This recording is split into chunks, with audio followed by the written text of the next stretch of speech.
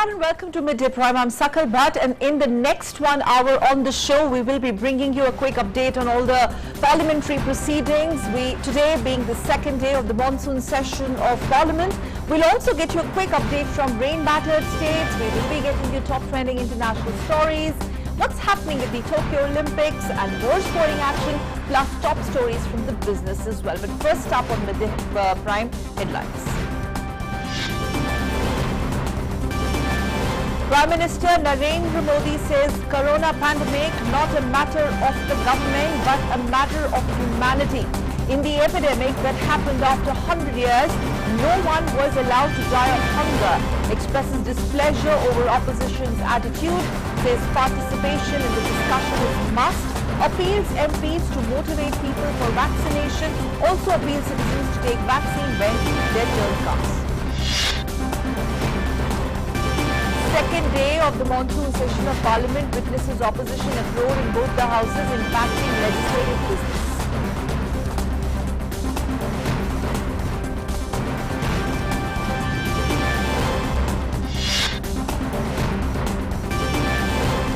India reports just over 30,000 new cases in last 24 hours, the lowest daily rise in 125 days.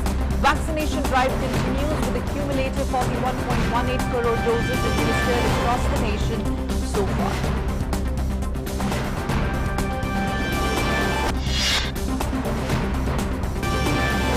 Supreme Court expresses displeasure over Kerala government's decision to relax COVID-19 restrictions ahead of the Bakrid festival, commenting strongly remarks on the decision to exempt areas with the highest number of cases.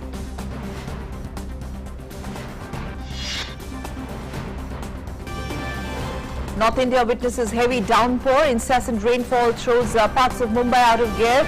Parts of Himachal Pradesh and Uttarakhand put on alert. The Met Department meanwhile has forecast more rains in coming days, and there is a possibility of torrential rainfall in Mumbai and Konkan districts.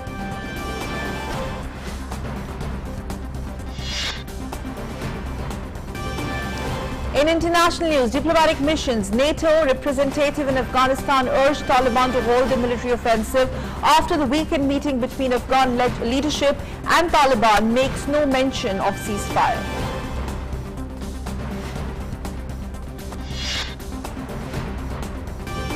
And in sports, India to take on Sri Lanka in the second ODI in Colombo today. India will look to seal the series after comfortably beating the hosts in the series opener.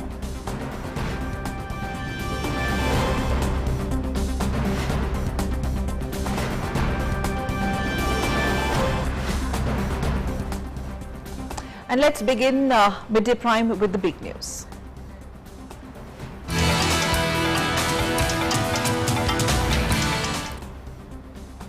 So, Bharatiya Janata Party's Parliamentary Party Executive meeting was held today. The meeting was attended by Honorable Prime Minister Narendra Modi, BJP President JP Nadda, besides other union ministers including Amit Shah, Rajnath Singh, Piyush Goyal, Kiran Rijiju, Sarbandas Sonowal and others.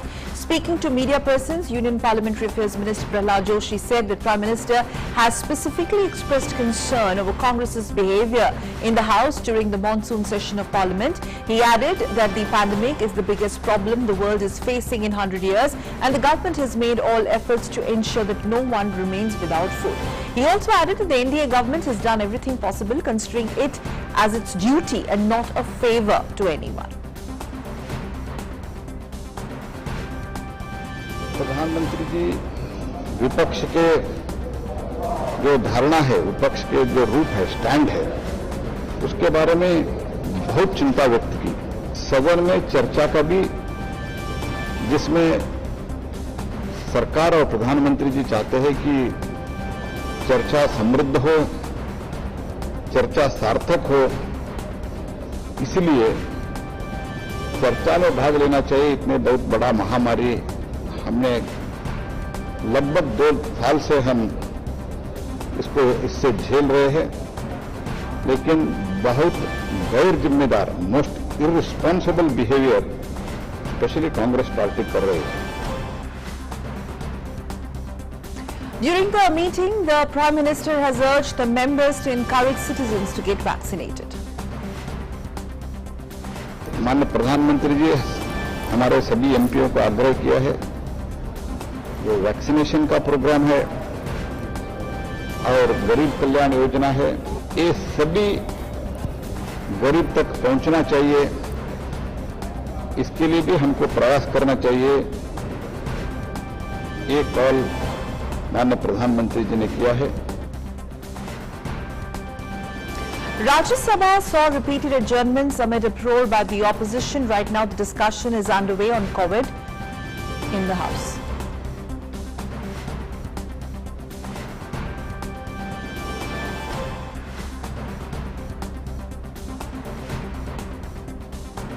Also, earlier in Lok Sabha was adjourned till 2 p.m. amid the uproar again by the opposition.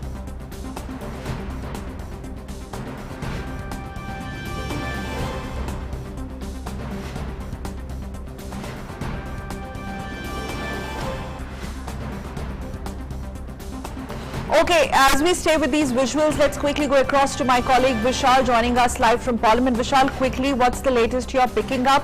One thing is very clear that opposition is hell-bent to even disrupt very crucial parliamentary proceedings on day 2 of the monsoon session and not even letting discussion on as important as COVID or pandemic, allowing it to take place on the House. Well, a very good afternoon to you, Sakal. Yes, it seemed that opposition, particularly Congress party, is in no mood to let the proceedings of the House continue because Gaurav Gogoi came out and spoke to the media and said that it is the prerogative of the government to let the House function. The Congress demands judicial probe into the sleuthing of phone numbers. But let me tell you that it was good news coming from the upper house of the parliament as the house has assembled and it is on 4 hours of discussion has been slated on COVID. And we had the leader of the treasury benches, I beg your pardon, from the BJP side, Union Minister Mr. Goyal, he said that let's raise the issue of the debate and we need not only pinpoint the drawbacks but also solutions because we have seen 2 waves and 3rd wave is also impending upon us and it could be any time. So let's stand united against that danger that lies ahead. And the Congress party was coming up with its figures and came up with an average of the cities, villages and metros and said that the numbers could be much larger than what has been predicted by the government. This is what Mr. Kharge, the leader of opposition in the upper house, said. But Lok Sabha has once again assembled and we hope that good sense prevail over the opposition because the opposition has not allowed both houses to function till yesterday and also today in the morning we saw how the proceedings were disrupted in both the lower and upper house. Sakal? Okay, Vishal, stay with us. You're joining us live from Parliament premises and let me quickly also welcome senior journalist Sanjay Singh on Midday Prime to put...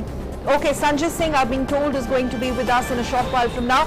But Vishal, we'll continue talking to our viewers. It was a very important BJP parliamentary executive meeting today where a host of issues were discussed, particularly the government once again setting the intent and agenda clear, particularly in this monsoon session, that combating pandemic and taking everyone on board, all considerations, renewed focus from different political parties.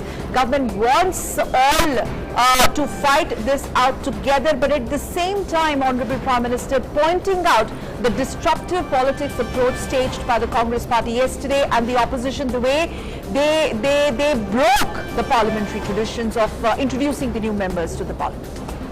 Well, absolutely, Sakal, because when we heard the Prime Minister and he was saying that he was very much concerned about the pandemic and how the situation is there in the country and he would like to address the floor leaders, but the opposition was not ready and as I speak to you, the Prime Minister has not been able to speak out his mind to the floor leaders. But a tweet by Director Brown from the TMC demanding that whatever the government has to say could come from the Health Secretary and then the floor leaders could listen to him. But they were all time and again shouting slogans with placards, time and again storming the well of the house, both upper and lower, demanding a probe into the alleged snooping of the phone numbers, and that is what we have seen till now.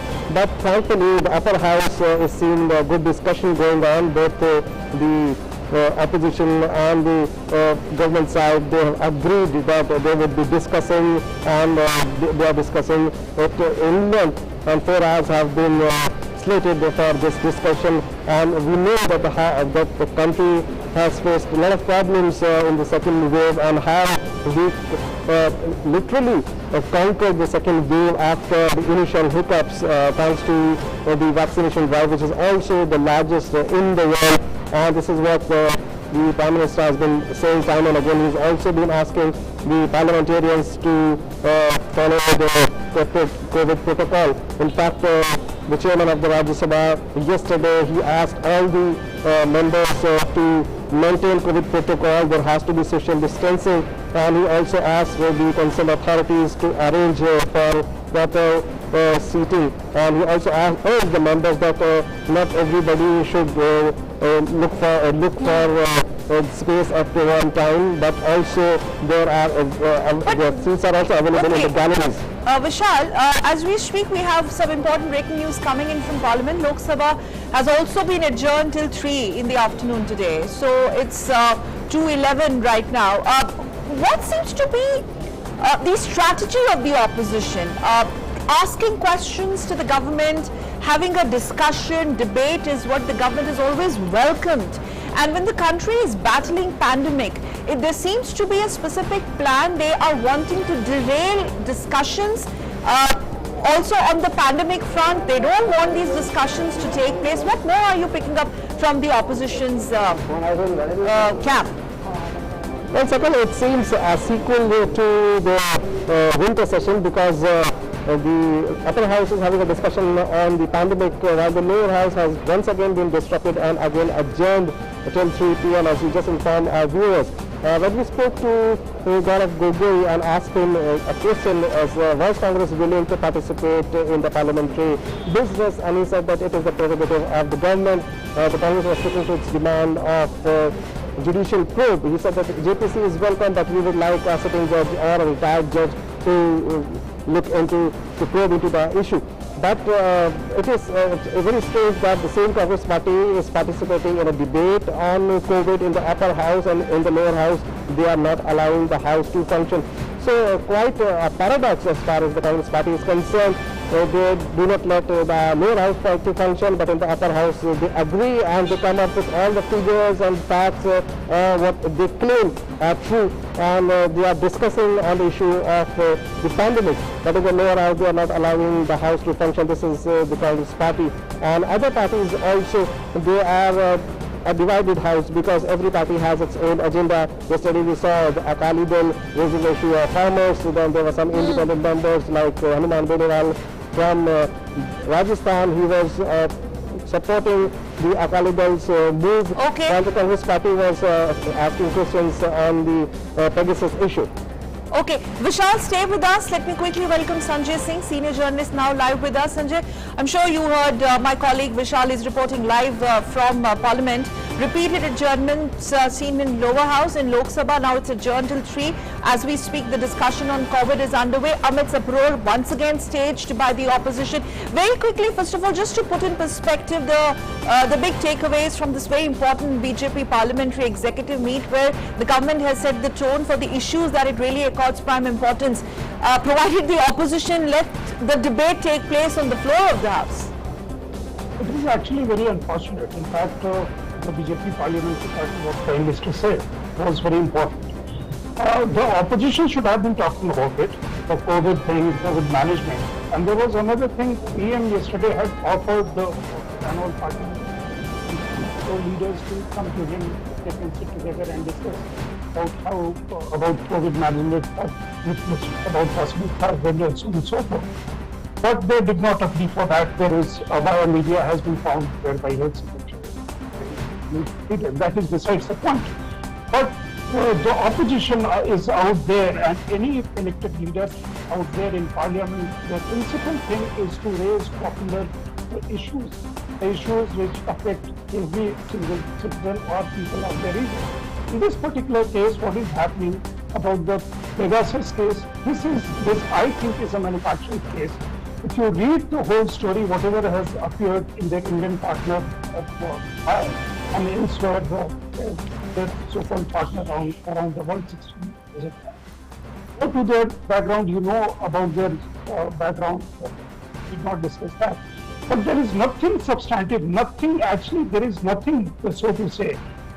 You see words like, you say potential target, anybody can be target. And then you name the opposition leaders, say Rahul Gandhi, for instance, and its election commissioner, or Prashant Kishore, or somebody like that. And therefore you create something which makes a headline. The body actually does not have anything. And in the body you say that, okay, these numbers are there, this actually does not mean that they were under surveillance. Or then you say, then you also don't authenticate as if this was actually a leak from NSO and to what purposes. This could be anything, but you try and create a structure, create a confusion so that people on eve of the parliament system. But Sanjay, this has become a sort of rhetoric. This has become a sort of rhetoric for the opposition, but the line has to be drawn. The accountability has to be fixed. The exchequer's money is not to be wasted again and again. And we as a nation, we have been battling pandemic since more than a year now. And these sessions are extremely important in terms of legislative business being transacted. I mean, Rahul Gandhi needs to explain why the opposition is not letting any debate take place or discussion take place. You are right. Opposition, the accountability has to be there, and people have held them accountable and punished them in assembly and parliamentary elections, to the Congress party in particular, because it is Congress party and their leader Rahul Gandhi who actually is in completely destructive mode since 2014, and his same temperament continues. If it were not this Pegasus issue, he would have done on something else. So that is besides the point. Actually, the problem here is you want to create disruptions and go with some kind of old health theory that if you create disruptions, you are going to be news for a few days, and if you allow a debate to happen inside the house, on floor of the house, and therefore the issue that day dies after the debate. The problem there elsewhere also, because you are not prepared, you don't have substantive facts, and therefore you also cannot debate. People have seen this game, the game that you're talking about, the malice that you're talking about, wasting the public exchequer's money. After all, Parliament has a role. Yes, yes. Legislative business. B, whatever issues are there of public interest, you raise those issues, you talk about those issues, and if need be, put the government on map. In this case, what is happening, and therefore people have realized that we have seen this happening earlier, we have seen this happening now, that people actually can see as to what is your intent and what is your purpose, and therefore people actually punish or reward the parties in concern. Okay, Sanjay, stay with us. Vishal, coming to you, since Sanjay spoke about the crucial legislative business. Just a quick one on the kind of bills that are slated to be tabled in this monsoon session, which will be underway for roughly 19 days, if I'm not wrong, till 13th of August. Just to put that bit in perspective. Second, before I answer to your question, just let me inform our viewers that the IT Minister is also expected to make a statement regarding the Pegasus issue. Now coming back to your question, the bills that are still to be discussed since yesterday is the one that is to be moved by the Finance Minister, the factoring bill, and then on the food and technology bill, in the upper house the navigation aid bill. So these are the important bills that have to be discussed. And also let me tell you that a question was asked by the MOS Home Ministry, that as to is the government aware of the modern technology used by the terrorists and what steps are being taken if yes. So an answer has been made by the MOS Home Lieutenant Rai, and he says that yes, the terrorists around the world are using the most modern technology for the terror activities, and the government is very much aware of that, and at the same time our agencies are also well equipped and well armed, both technologically and in weapons also to deal with the situation. So this was a reply made by MOS Nityanandra in the lower house of the parliament. Sakal? Yes. Sanjay, very quickly, a bit on the, what is your assessment on the strategy of the opposition? They can corner the government on the issues, but that's not what they are wanting to do. They're ensuring that there is no concrete substantive discussion on the floor. They're not prepared for that. To corner government, to put government on the mat, you need issues, you need that kind of preparedness, you need that kind of people. Unfortunately, when you go into the retreat, not on facts and substance, this kind of problem occurs. This they are finding it handy, creating a stir, the government snooping, the privacy thing, so on and so forth. They have been talking, this issue has earlier gone to the Supreme Court. They relate too many issues in one go, and they try and think that people at some point in time will get confused, and they'll be slightly suspicious about the political leadership of this government, by Mr. Modi in particular. That's not happening. And if you have seen this kind of misinformation again and again on various issues, in this particular case... Sanjay, but quickly, I'm sorry, I'm interrupting you. I need to wrap it up here. One final question, Sanjay. I'm sure you tracked BJP parliamentary meet and the reaction that came from Prahladji. What's the message that the government wants to send across? It is sending out a message across that, look, here there are too many pressing issues which concerns people, COVID pandemic in particular, the economic recovery, and there are so many issues related. You ask questions, tough questions, put whatever you want to ask us, whatever you want to discuss, you please discuss. Let there be a fruitful discussion. No matter if you are a party, you can criticize us, you can hammer us, but let the proceedings of parliament function, because as you mentioned, this is only a 19 sitting session. That is by itself a short session, so to say monsoon session, and about 25-30 bills are to be passed, 23 bills listed and more than 30 bills are to be placed. Therefore, the business is used, and the issues that are listed, and probably the opposition, many in opposition would actually want to raise. And second, just one point, many in opposition, what actually happens when the party leadership say if Rahul Gandhi is driving his people to raise a boycott or completely disrupt proceedings, and leader of some other political party wants to disrupt, the rank and file of that party, the other MPs of those particular parties, they actually want to talk in parliament, raise issues of their people, in the sense their constituency, and also issues which they think are actually very pressing in larger interest of the people, and they lay the dichotomy, and people ultimately will see that the government is coming out very positive about it. Please come, please discuss. If at all you have to discuss, please discuss this. All right, thank you very much, Sanjay Singh, and also my colleague Vishal for joining us. Vishal joining us from Parliament, and Sanjay Singh joining us from National Capital, senior journalist. Thank you, both of you gentlemen. Thanks. And on Midday Prime, it's time to move on to our next segment, that is Developing Story.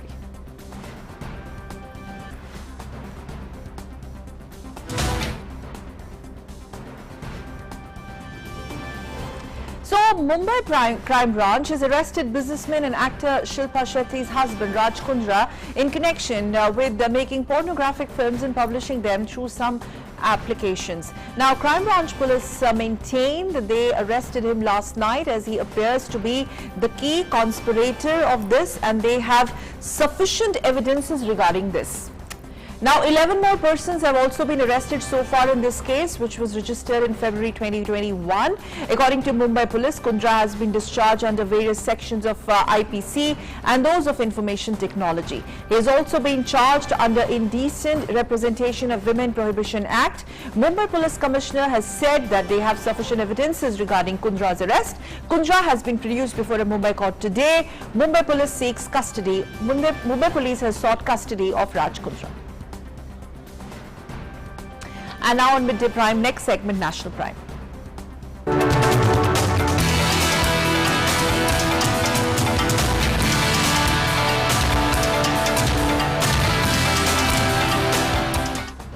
Well, India continues to see decline in COVID-19 cases. The country has registered 41.18 crore vaccine doses have been administered so far under nationwide vaccination drive.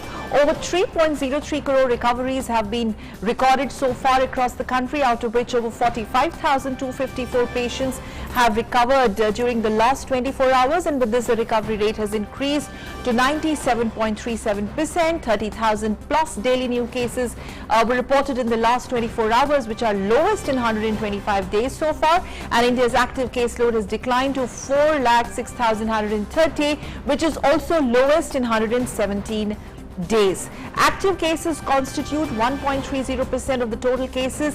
Weekly positivity rate continues to remain below 5% and currently stands at 2.06%. Daily positivity rate currently stands at 1.16%, which is less than 3% for 29 consecutive days. Testing capacity has been substantially ramped up, with 44.73 crore tests conducted so far. Well, in view of the COVID-19 situation, West Bengal government has now made it mandatory for all inbound flight passengers from other states to show a certificate of 2 doses of vaccination or RT-PCR negative report. The new norm comes from effect from today. The RT-PCR test has to be done within 72 hours prior to the departure. Earlier, the rule was applicable to 5 states with high COVID-19 infection rate. Earlier, Maharashtra government also announced that all flight passengers travelling to states will have to mandatory carry a negative RT-PCR test report for COVID-19 to enter the state. Supreme Court has pulled up Kerala government for relaxing COVID-19 restrictions for celebration of Bakrid in the state. The court has said it is a shocking state of affairs that the Kerala government has given in to the demands of the traders in relaxing lockdown norms. It added that if there is any spread of the COVID-19 infection due to the lockdown relaxations by the Kerala government owing to Bakrid, any person can bring it to the notice of the court. It added that appropriate action will be taken against any untoward incident in this regard. The court also asserted that pressure in any manner cannot infringe upon the most precious right to life for citizens of the country.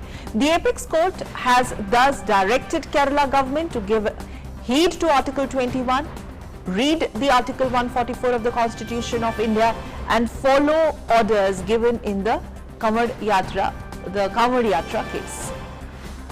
Vikas Sarthi is with me to Vikas, firstly, very strong observations made by the court and the directions given to the Kerala government. First, let's talk about the observations made by the court today. Right, Sipal. The Supreme Court was very critical of Kerala government's decision. Court said that Kerala is one of the states where a huge number of COVID cases are being reported. Despite that, such kind of relaxation was given.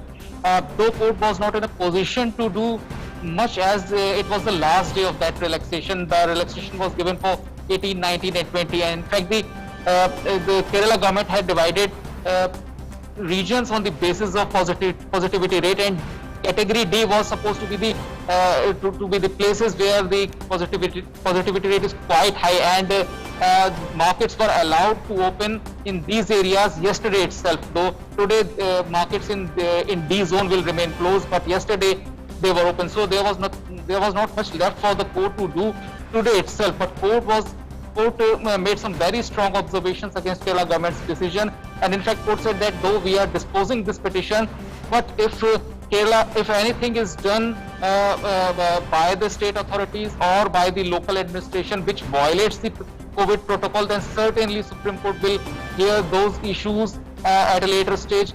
But so far as this petition is concerned, court said that the only advice for Kerala government is to follow the instructions, follow the directions which have been given by the court in the matter of Kamad Yatra, where court said that the right to life and right to health both are supreme. No issue can supersede those two aspects, and Kerala government should keep that in mind.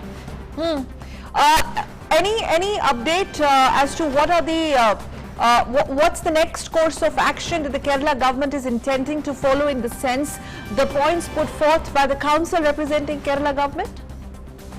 Right, Sakal. So the relaxation was given for 18th, 19th and 20th, and we are already, today is already 20th July. So what Kerala government can do is to ensure that COVID protocol is strictly followed in those areas where shops have been allowed to remain open today, and if any case is found where there is a violation of COVID protocol or social distancing norms, then certainly court has said that we will take up this matter. If Kerala government's decision works like a creates an atmosphere where cases of COVID are keep growing, then certainly Supreme Court will take up this issue when this matter will be taken up before the Supreme Court by any litigant. But whatever is left for the Kerala government is to ensure that they will strictly follow the COVID protocol in these areas where these shops will remain open today. All right, thank you very much, Vikas, for joining us with those updates. Thank you. And now let's shift focus to the news coming on the weather front. Now, Mumbai, Thane, Navi Mumbai and areas around Thane, Mumbai has received heavy to very heavy rainfall with isolated extremely heavy downpour in last 24 hours. The intensity of rainfall was higher towards Thane, Navi Mumbai and Raigad areas. Rains have been moderate in Mumbai since yesterday night and all the operations have been normal. There are no cases of water logging in low-lying areas and vehicular traffic is normal in Mumbai reportedly. The Central Railway services have resumed on main line where slow line services were affected due to water logging at Kalyan. Meanwhile, IMD has predicted heavy to very heavy rainfall at isolated places in districts of Mumbai, Thane, Palghar, Raigad, Sindhudurg and Pune district, Kolhapur and Satara districts for today. These weather conditions will remain for tomorrow as well. The Weather Bureau already has issued a red alert for Mumbai and other districts in the Konkan region. Shama, my colleague, is with us live from Mumbai to tell us more. Shama, over to you. Latest update, please. The arrangements that are put in place by the BMC, because once again it is that time of the year where Mumbaikars have to bear the brunt of rainfall. But what is important is that commutation of the people should not be, impacted to the larger extent. Well, talking about the impact, we did see that after Saturday's heavy monsoon, life was thrown out of gear in Mumbai and the adjoining areas. But now in Mumbai, everything has been restored. Vehicular traffic, as you can already see behind me, it's already on track. We did see yesterday there were some disruptions in the Central Railway mainline services because of the water logging that had happened in the Kalyan area and the Kalyan low-lying tracks, and because of that trains were earlier running cautiously, and then for some time the slow line services were totally suspended, but late night it was totally restored, and today we are seeing that Central Railways, all 4 corridors, the main line, both harbour lines and the 4th corridor, they have all been restored and they are up and functioning. We also saw various incidents that happened, especially on Saturday. After Saturday, there were 2 landslides that took place.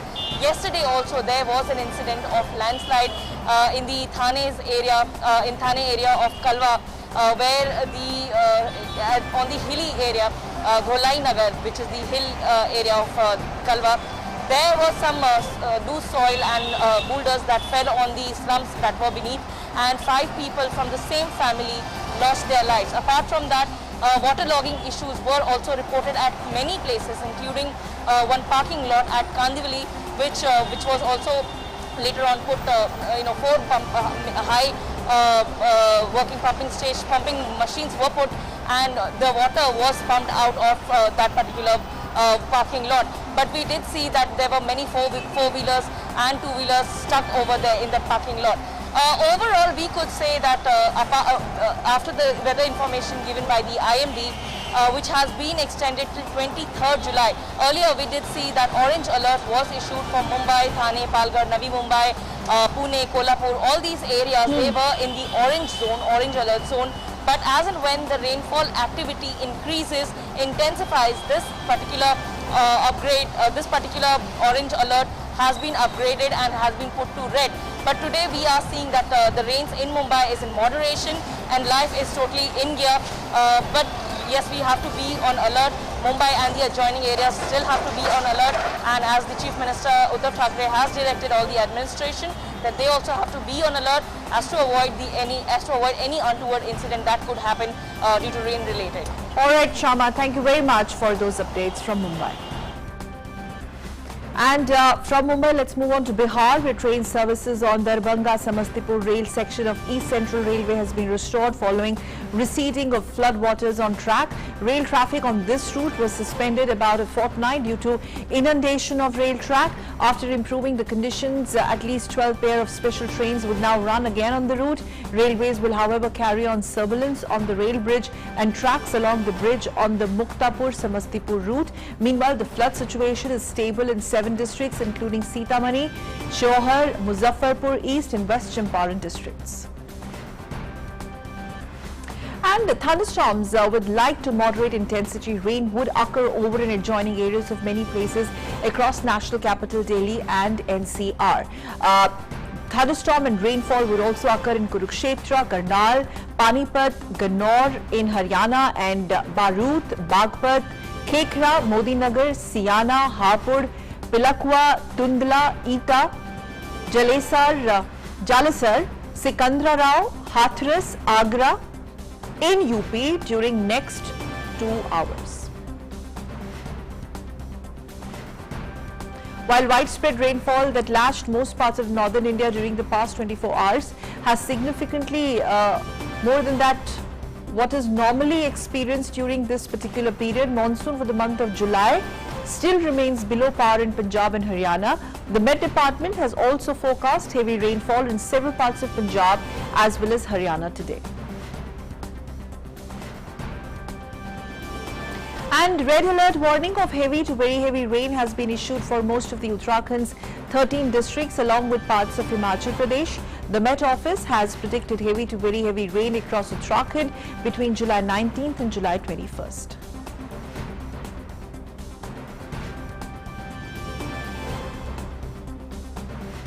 Well, situation is no different in Himachal Pradesh as well. And Nandini, my colleague, joins us live from Shimla.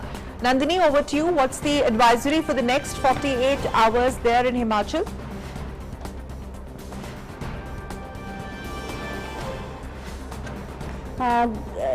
It's raining for the past 48 hours now. An advisory has been issued to all the people who are traveling to Himachal that they should take care while traveling via Kangra, Sirmaur and particularly to the tribal areas.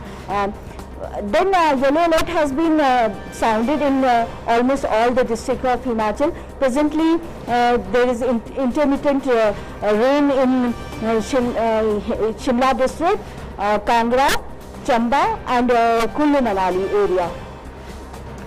All right. And what about the tourist influx? And there were reports of landslides reported on Chandigarh-Karnal highway.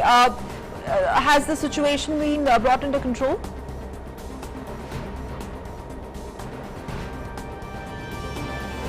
Yeah, the traffic is slowly but smoothly throughout Himachal Pradesh, though there were some instances of landslide reported from Chandigarh-Manali road, but the road is now clear. The teams are on alert and many machinery has been deployed in many this landslide prone areas. All right, Nandini, many thanks for joining us with those quick inputs from Himachal Pradesh. Thank you. In other news, Union Minister of Information and Broadcasting and Youth Affairs and Sports, Anurag Thakur, today called on President Ram Nath Kovind at Rashtrapati Bhavan today.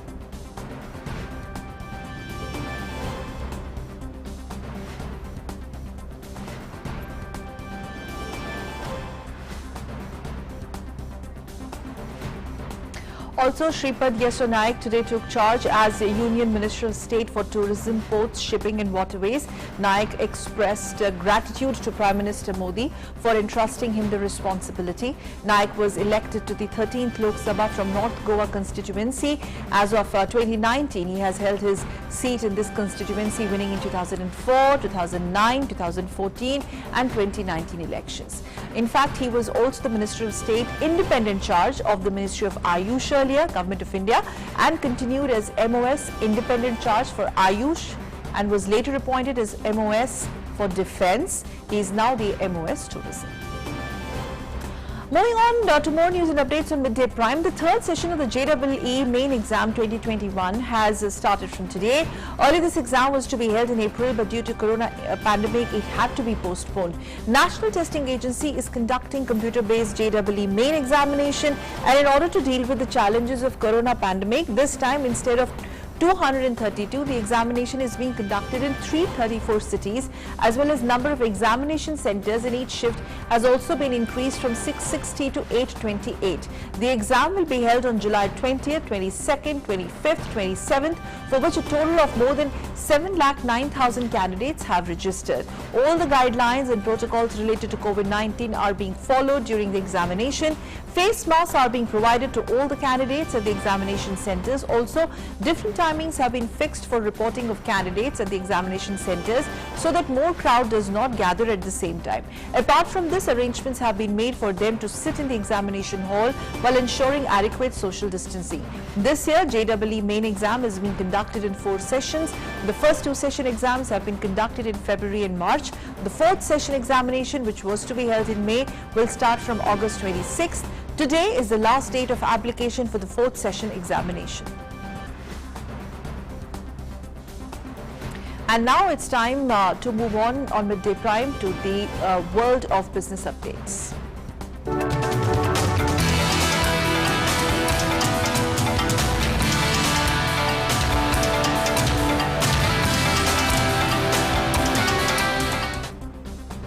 And for Business Prime, my colleague Tanvi joins us with more. Tanvi, good afternoon, over to you. Good afternoon, Sakal. The domestic stock markets have lost some ground again in volatile trade on Tuesday amid weak global cues. So the Sensex at the BSE had dropped 246 points or 0.5% to 52,308 a short while ago. The Nifty at the National Stock Exchange had declined 89 points or 0.6% to 15,668. The broader market has taken a bigger beating, with the BSE mid-cap index slumping 1.2% and the small-cap index plunging 1.4%. The top index gainers in afternoon deals so far are Asian Paints, Ultratech Cements, Hindustan Unilever, Bajaj Auto and TCS, with gains of between 0.6 and 2.5%. Talking about the top index losers, they are IndusInd Bank, Mahindra & Mahindra, HCL Tech, Bharti Airtel and ICICI Bank, with losses of between 1.9% and 2.2%.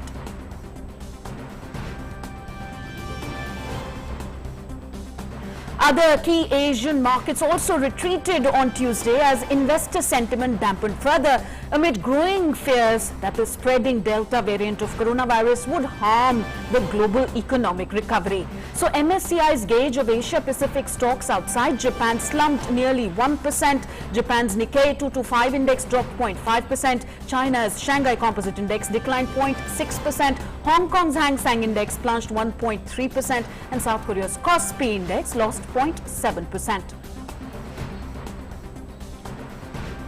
Back home at the interbank forex market, the rupee had depreciated 7 paise against the dollar in opening trade on Tuesday amid weak domestic equity markets. But in afternoon deals, the rupee recovered smartly and had appreciated 11 paise to 74 rupees 76 paise against the dollar in afternoon trade a short while ago. At the multi-commodity exchange, gold had gained 23 rupees to 48,117 rupees per 10 grams. Silver had lost 44 rupees to 67,202 rupees per kilo. And as always, as we update you on the global energy market, global crude oil prices stabilized on Tuesday after slumping around 7% in the previous session amid a broader market retreat led by concerns about rising COVID-19 infections.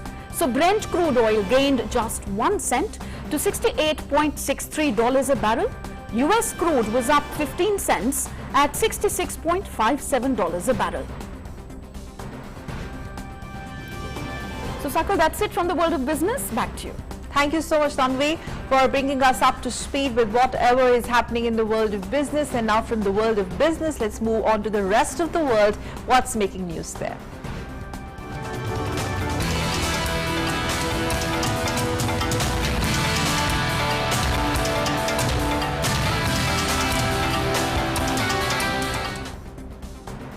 And before we get you some other non-COVID updates from across the globe, let's take a look at the updated worldwide COVID numbers. So as many as 19 crore 16 lakh people worldwide have so far tested positive for COVID-19, while the number of recoveries stand about 17 crore 45 lakh. The deadly virus has till now claimed lives of over 41 lakh 12,000 lives globally. The US continues to remain worst affected by the disease. As many as 3 crore 50 lakh people in the country have been infected by COVID-19 so far.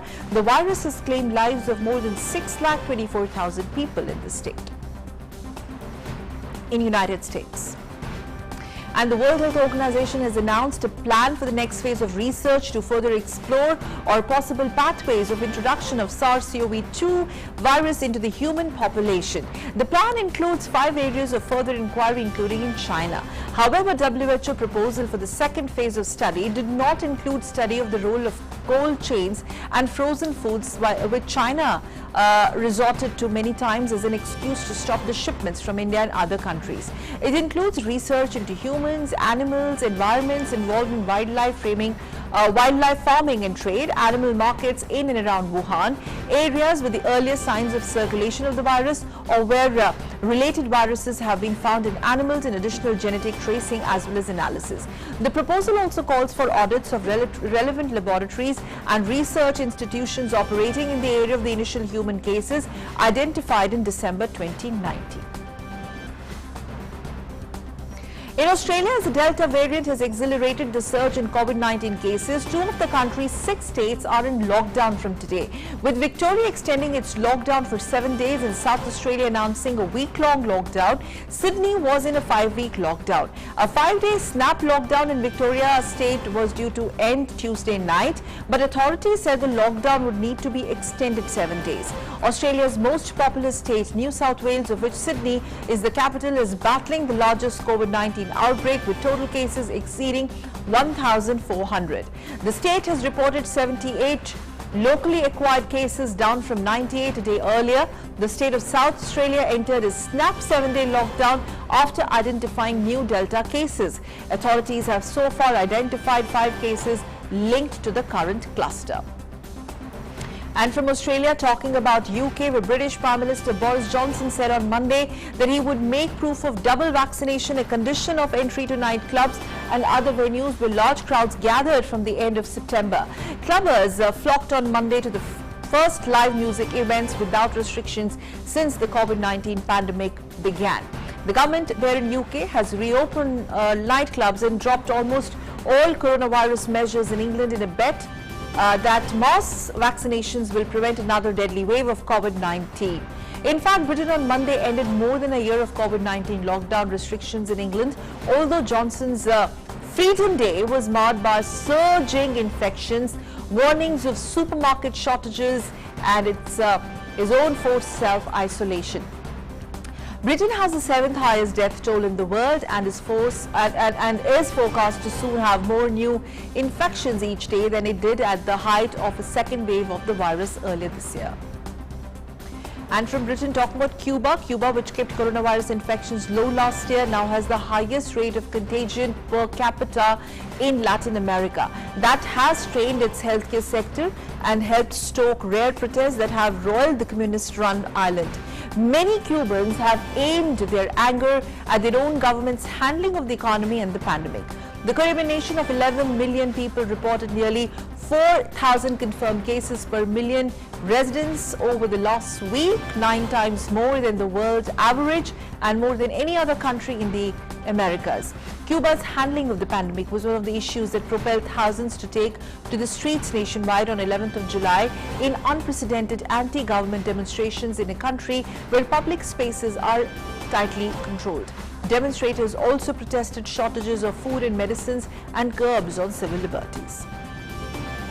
And some news coming in from Ethiopia on World Prime. First shipment of vaccine, part of 80 million doses donated globally by the US, arrived in Ethiopia on Monday as a number of African countries grapple with the third wave of infections. Flora Bradley Watson has more. Hundreds and thousands of vaccine touched down in Ethiopia on Monday, and it's among the first African country, others being Burkina Faso and Djibouti. In total, 25 million shots are destined for 49 African nations under the plan announced by President Joe Biden last month, and they are coming at a crucial time with a number of continent's countries facing the third wave of infections. On Thursday, the World Health Organization said only 18 million out of 1.3 billion people in Africa have been inoculated, and that the continent had essentially paused its rollout of vaccines because of supply problems. Moving on to some news coming in from Afghanistan, where rockets hit the Afghan capital Kabul today, landing near the presidential palace during the prayers for Eid al-Adha by top leadership including Afghan President Ashraf Ghani, National Security Advisor of Afghanistan Hamidullah Mohib, Chairman of the High Council for National Reconciliation Dr. Abdullah, and former President Hamid Karzai. 3 rockets landed outside the palace, although there were no immediate reports of injuries. Also, it is not clear who was behind this attack. The attack interrupted an outdoor gathering for prayers in the palace compound. However, the prayers continued amid the sound of explosions.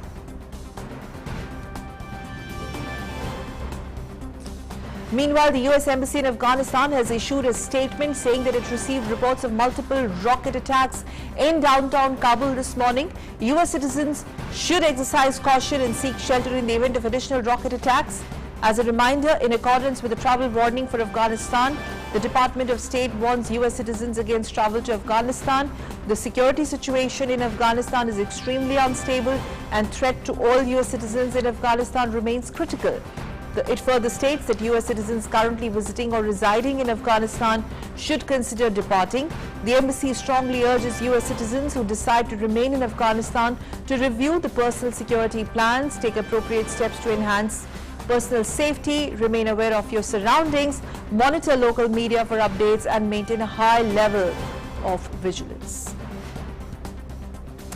Well, after 15 successful test flights without people on board, Blue Origin is set to put its spacecraft to the ultimate test, its first human space flight, including Jeff Bezos.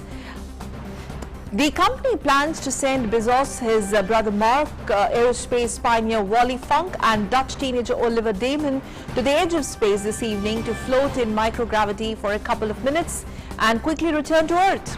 Now, near a small town in the West Texas desert, a quartet led by the world's richest person is preparing for a launch today evening on a historic flight to the edge of space. Interesting. And it's now time for the stories from the world of sports.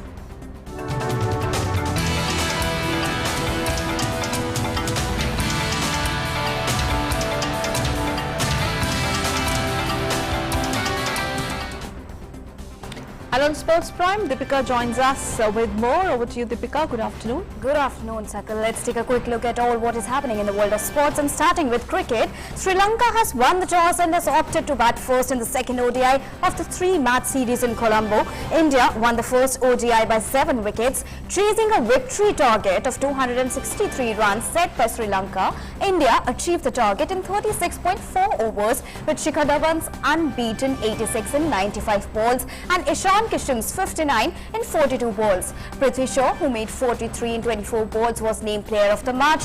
With this win, India has taken a 1-0 lead in the 3-match series, and the third ODI and the final one will be played on 23rd of this month. Both the countries are also scheduled to play 3 T20 matches starting from the 25th of July. And Indian athletes, including the boxers, shooters and equestrian, hit the ground running as they started their pre-Olympic training, hoping to live up to massive expectations in the Pandemic Hit Games. Let's have a look.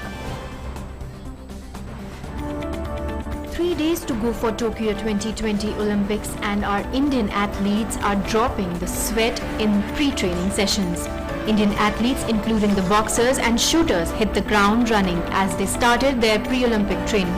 Hoping to live up to massive expectations in the pandemic-hit games, with the boxing competition getting underway on July 24th at the Ryogoku Kokugikan, the Indian pugilists, both men and women, sweated it out in their first training session a day after landing for the Tokyo Olympic Games, beginning on July 23rd.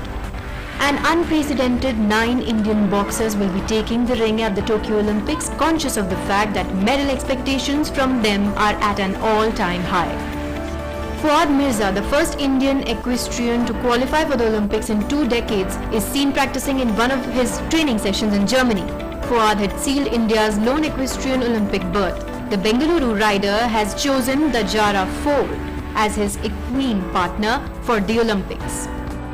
Shuttlers PV Sindhu and Sai Praneeth hit the court running, and they trained alongside coach Park Tae-sang in their training session at Tokyo Olympic Games Village. Sindhu has been selected in Group J of women's singles, and she has been seeded 6th. Sindhu will lock horns with Hong Kong's Cheonggang Yi and Israel's Ksenia Polikarpova on the league stage. Sports Desk, DD India. And for Midday Prime viewers, we've put together electrifying videos and cheers from the people of Indian origin in Japan. Take a listen at these cheerful wishes for Olympic-bound Indian contingent.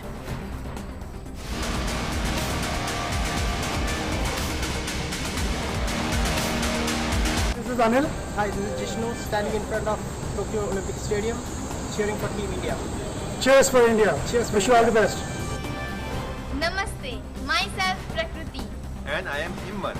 We are from Tokyo. A warm and wholehearted welcome to all our athletes. We are here to cheer you all for the Tokyo 2020 Olympics. हमें विश्वास है कि आप देश का नाम जरूर रोशन करोगे. Chak De India! जय Hind! We cheer for Team India! We cheer for Team India! We cheer for Team India! Tokyo आएंगे, गोल लेके जाएंगे. Tokyo आएंगे, गोल लेके जाएंगे. Tokyo आएंगे, गोल लेके जाएंगे. जय Hind!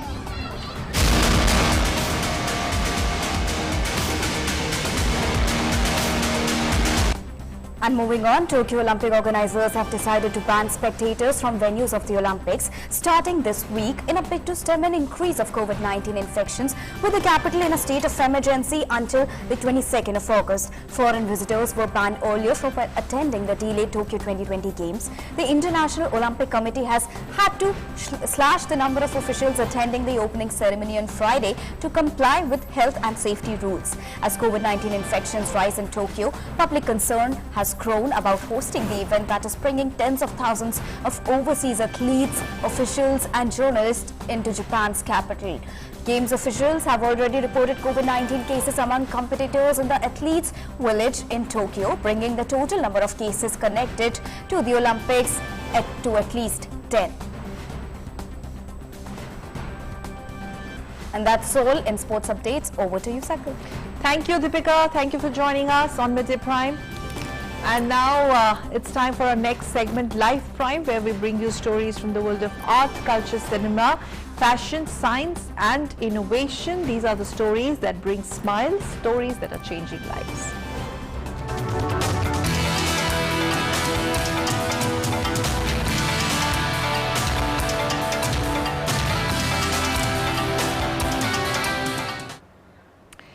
And before we end Midday Prime, we will leave you with the glimpses of face masks and folklore in Bolivia as dance parade returns after COVID-19 cancellation. Take a look, stay safe, follow COVID appropriate behavior, follow masking and frequent hand washing. Thanks for tuning in to DD India. Namaskar.